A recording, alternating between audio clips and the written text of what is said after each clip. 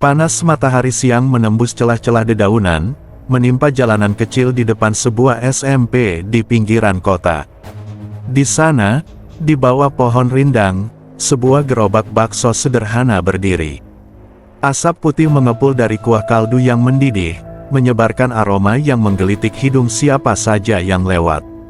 Di balik gerobak itu berdiri seorang pria bernama Darman, pria parubaya dengan tubuh tegap, kulit sawo matang, dan senyum ramah yang selalu siap menyapa setiap pelanggan. Darman sudah berjualan bakso di tempat itu lebih dari 5 tahun. Dia mengenal setiap sudut sekolah ini, gerbang berkarat yang sering seret ketika dibuka, tembok yang penuh coretan siswa, dan taman kecil di sebelah sekolah yang selalu dipenuhi anak-anak saat jam istirahat. Tapi dari semua yang ia perhatikan, hanya satu yang selalu menarik perhatiannya, membuat jantungnya berdegup lebih kencang. Butia, seorang guru matematika di SMP itu, adalah sosok yang selalu berhasil mencuri pandangannya. Perempuan berusia sekitar 30-an, dengan tubuh langsing bak model, dan cara berpakaiannya yang selalu elegan namun memamerkan lekuk tubuhnya. Setiap pagi, saat Butia berjalan melewati gerobaknya menuju gerbang sekolah, langkah kakinya yang ringan dan aroma parfumnya yang lembut seolah meninggalkan jejak yang sulit dihapus dari benak Darman. Gaun-gaun ketat yang membalut tubuhnya, rok pensil yang pas di pinggangnya, atau blus sutra yang sedikit memperlihatkan leher jenjangnya, semua itu membuat Darman tak bisa menahan diri untuk tidak memperhatikannya. Suatu hari, saat matahari baru saja tergelincir di atas kepala, Butia keluar dari sekolah lebih awal. Tumben, pikir Darman. Biasanya, Butia selalu pulang sore karena kegiatan mengoreksi tugas atau mengawasi ekstrakurikuler. Kali ini, dengan wajah yang sedikit murung, Butia melangkah pelan keluar gerbang, matanya tampak menerawang jauh.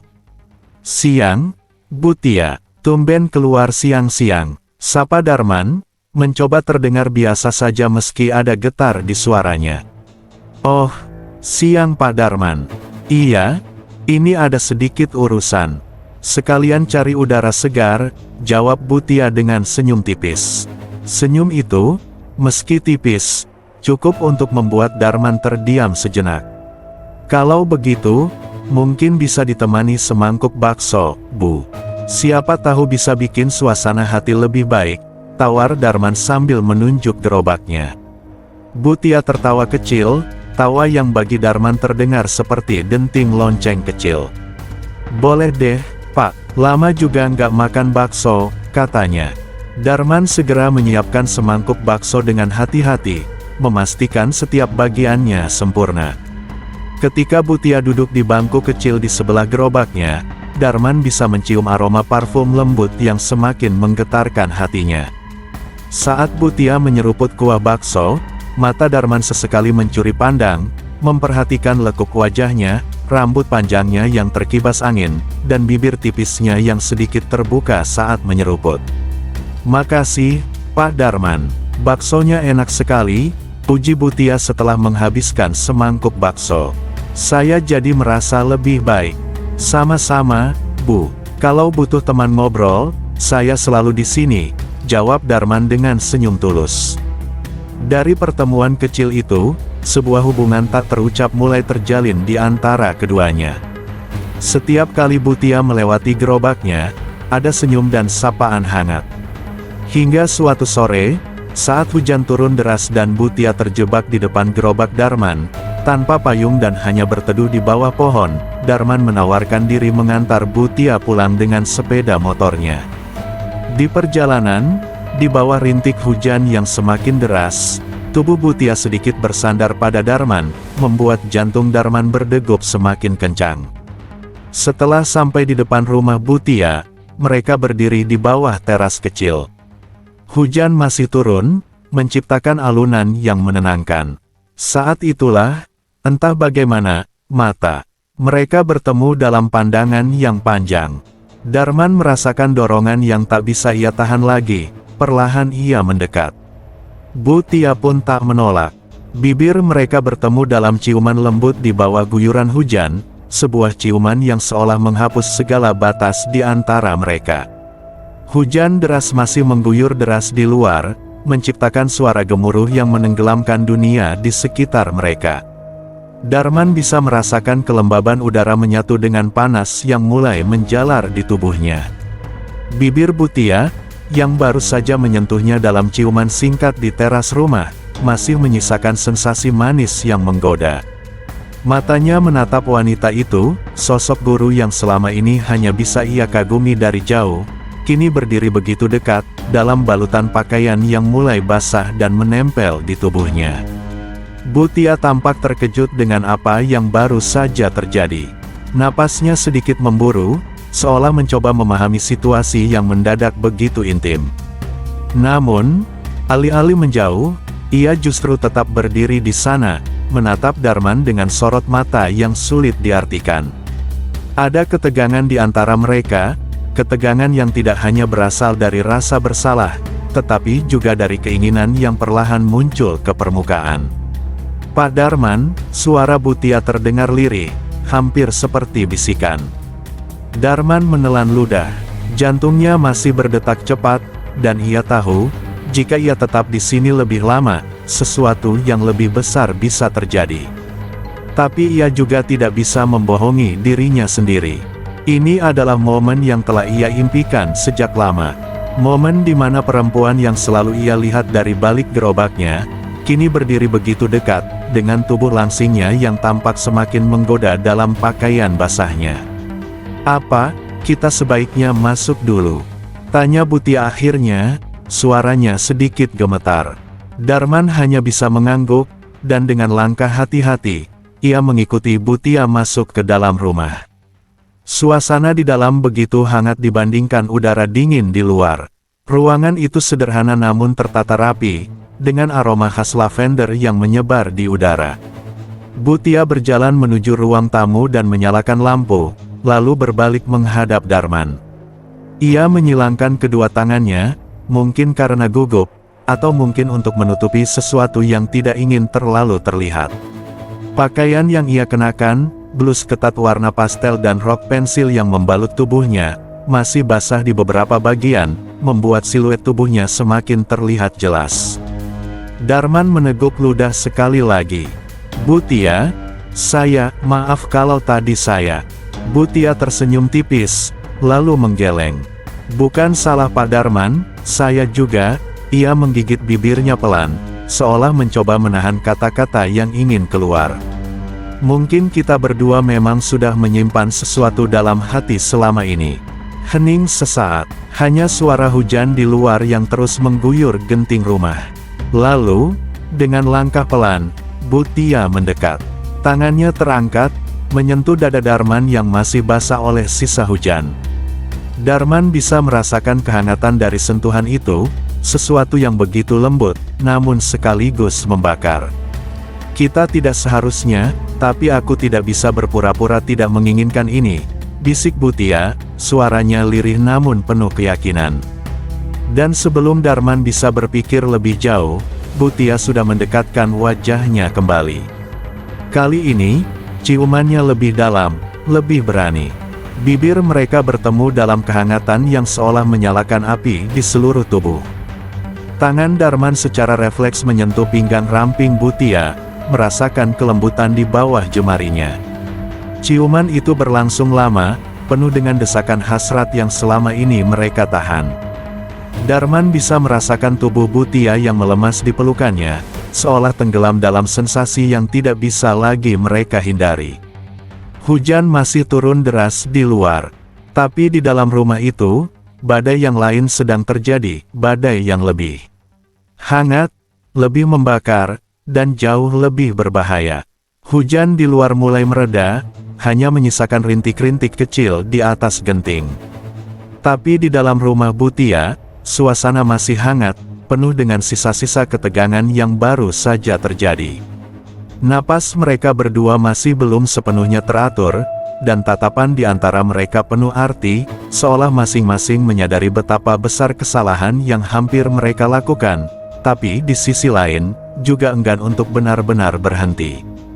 Bhutia merapatkan jemarinya di dada Darman, mencoba meredakan perasaan yang berkecamuk dalam dirinya. Kita nggak boleh seperti ini, Pak Darman, gumamnya dengan suara bergetar. Darman menarik napas panjang, mencoba mengendalikan gejolak yang masih menyala dalam dirinya. Saya tahu, Bu, tapi saya juga nggak bisa bohong kalau ia menghentikan kata-katanya, takut kalau ucapan berikutnya justru akan semakin memperumit keadaan. Bu Tia menatapnya dalam-dalam. Ada sesuatu di matanya, bukan hanya rasa bersalah, tapi juga keinginan yang tidak bisa ia pungkiri. Ia sudah bertahun-tahun hidup dalam pernikahan yang datar, penuh kepura-puraan. Suaminya, seorang pegawai negeri yang sibuk, lebih banyak menghabiskan waktu di luar kota. Dan meskipun pernikahannya tampak baik-baik saja di mata orang lain, di dalam hatinya, ia merasa kosong. Darman, di sisi lain, adalah pria yang sederhana, namun penuh perhatian. Ada sesuatu dalam caranya memandangnya yang membuat Bu Tia merasa seperti seorang wanita yang diinginkan lagi, bukan hanya sebagai seorang istri, bukan hanya sebagai seorang guru, tetapi sebagai perempuan yang masih bisa membuat seorang pria tergoda. Ia menggigit bibirnya, mencoba menahan gejolak yang muncul lagi. Pak Darman, kalau kita lanjut, kita bisa menyesal nanti, bisiknya. Darman menelan ludah. Tapi kalau kita berhenti sekarang, kita juga akan terus bertanya-tanya, bagaimana kalau... Hening, hanya ada suara rintik hujan yang makin melemah. Bu Tia akhirnya mundur selangkah, menarik napas dalam-dalam, mencoba menenangkan dirinya. Aku harus masuk ke dalam. Kamu bisa pulang sekarang. Tanyanya dengan nada yang sedikit memohon. Darman tahu ini adalah isyarat bahwa mereka harus menghentikan ini sekarang sebelum segalanya menjadi lebih rumit. Tapi ia juga tahu bahwa ini bukan akhir dari semuanya. Keinginan yang sudah terbangun di antara mereka tidak akan begitu saja hilang. Ia mengangguk pelan. Baik, Bu Tia, saya pulang dulu. Bu Tia hanya mengangguk tanpa berkata apa-apa lagi. Ia berbalik, melangkah ke dalam rumah, sementara Darman perlahan keluar, menyalakan motornya, lalu pergi meninggalkan halaman rumah itu. Tapi di dalam hatinya, ia tahu, ini belum selesai. Malam itu, Darman tidak bisa tidur. Di rumah kontrakannya yang sederhana, ia duduk di kursi tua dekat jendela, menatap keluar dengan pikiran yang terus berputar. Ciuman tadi sore masih membekas di bibirnya, begitu juga sensasi tubuh Bu Tia yang sempat melekat di pelukannya. Ia seharusnya tidak melakukan itu. Tapi mengapa hatinya mengatakan sebaliknya? Pikirannya melayang ke wanita itu, Bu Tia, guru yang selama ini hanya ia lihat dari kejauhan, kini menjadi seseorang yang bisa ia sentuh, ia rasakan. Namun di balik gairah yang membara, ada bayangan yang mengintai. Ia sadar betul, jika ada satu orang saja yang mengetahui kedekatan mereka, segalanya akan hancur. Dan tanpa ia sadari, bayangan itu sudah mulai bergerak. Di gerobak baksonya, Darman seperti biasa menyiapkan dagangan. Namun kali ini, ada perasaan aneh yang menyelinap di hatinya. Entah kenapa, ia merasa seperti ada mata yang mengawasinya sejak tadi. Saat ia sedang mengaduk kuah, seorang pria tua yang biasa menjadi tukang kebersihan sekolah mendekatinya. Namanya Pak Rohmat, orang yang sudah lama bekerja di SMP itu dan dikenal suka memperhatikan hal-hal kecil. Men, kamu kemarin pulang agak malam, iya? Tanyanya tiba-tiba. Darman tertegun sejenak. Iya, Pak, abis hujan, jadi saya nunggu reda dulu. Pak Rohmat mengangguk, tapi sorot matanya tajam. Hati-hati, men. Kadang kalau kelamaan di satu tempat, orang bisa mulai bertanya-tanya. Darman merasakan ketegangan menjalar di punggungnya. Apakah Pak Rohmat melihat sesuatu? Atau ini hanya dugaan belaka? Sebelum Darman sempat bertanya lebih jauh, Pak Rohmat sudah berlalu, meninggalkannya dengan perasaan tidak nyaman. Sementara itu, di ruang guru, Bu Tia juga merasakan hal yang sama. Pagi ini, beberapa rekan guru memandangnya dengan cara yang sedikit berbeda, seolah ada sesuatu yang mereka perhatikan. Salah satu guru perempuan, Bu Mira mendekatinya saat jam istirahat. "Tia, kamu baik-baik saja. Kelihatan agak gelisah hari ini." Bu Tia tersenyum kecil. "Aku nggak apa-apa, cuma kurang tidur." Bu Mira mengangguk, tapi kemudian mendekat dan berbisik, "Hati-hati, ya. Aku dengar ada yang melihatmu pulang sama seseorang kemarin sore." Darah Bu Tia langsung berdesir. Ia menelan ludah, mencoba tetap tenang. "Siapa?" Bu Mira mengangkat bahu. "Aku juga nggak tahu pasti. Tapi lebih baik kamu berhati-hati. Kamu kan tahu, di sekolah ini, gosip bisa menyebar lebih cepat dari angin." Bu Tia tersenyum paksa dan mengangguk. Tapi di dalam hatinya, ia tahu, seseorang sedang mengawasi mereka. Dan itu hanya masalah waktu sebelum semuanya terbongkar. Hari-hari berlalu, namun ketegangan di antara Darman dan Bu Tia semakin terasa. Mereka mulai lebih berhati-hati, namun perasaan yang tumbuh di antara mereka sulit untuk ditekan. Setiap tatapan, setiap sapaan singkat, menyimpan sesuatu yang lebih dalam. Namun, seperti yang sudah mereka takutkan, rahasia itu akhirnya terbongkar. Suatu sore, ketika sekolah mulai sepi, Bu Tia diam-diam menemui Darman di dekat gerobaknya. Mereka hanya ingin berbicara sebentar, mungkin tentang perasaan mereka, mungkin tentang bagaimana mengakhiri semuanya sebelum terlambat.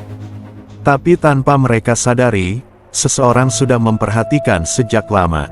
Pak Rohmat, si tukang kebersihan yang selalu ada di sekitar sekolah, berdiri tak jauh dari sana, memperhatikan mereka dengan mata tajam.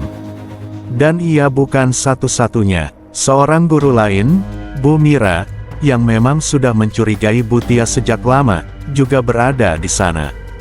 Keesokan harinya, rumor mulai menyebar di antara para guru dan siswa.